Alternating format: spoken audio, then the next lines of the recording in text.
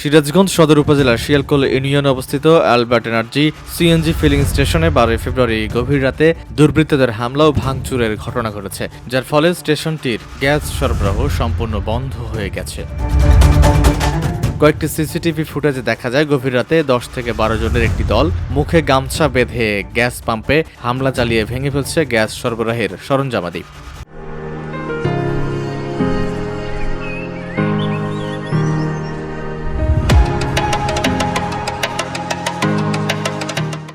এ ঘটনায় জেলা শহরে একমাত্র ফিলিং স্টেশনটি বন্ধ থাকায় সিএনজি চলাচল কার্যত বন্ধ রয়েছে। গ্যাস না পাওয়ায় যানবাহনের চালক ও যাত্রীরা ভোগান্তিতে পড়েছেন। বিশেষ করে মহাসড়কে সিএনজি চালিত যানবাহন চলাচল একেবারেই বন্ধ রয়েছে। শনিবার 14 ফেব্রুয়ারি দুপুর 1টার দিকে সিরাজগঞ্জে সদর সার্কেলের অতিরিক্ত পুলিশ সুপার নাজরান রউফ সহ স্থানীয় প্রশাসন ঘটনাস্থল পরিদর্শন করে কর্তৃপক্ষের সাথে আলোচনায় বসেন। এদিকে ঘটনাস্থল পরিদর্শন করে সিরাজগঞ্জ জেলা বিএনপির সাধারণ সম্পাদক সাইদুর রহমান বাচ্চু দোষীদের বিচারের আশ্বাস দিয়েছেন।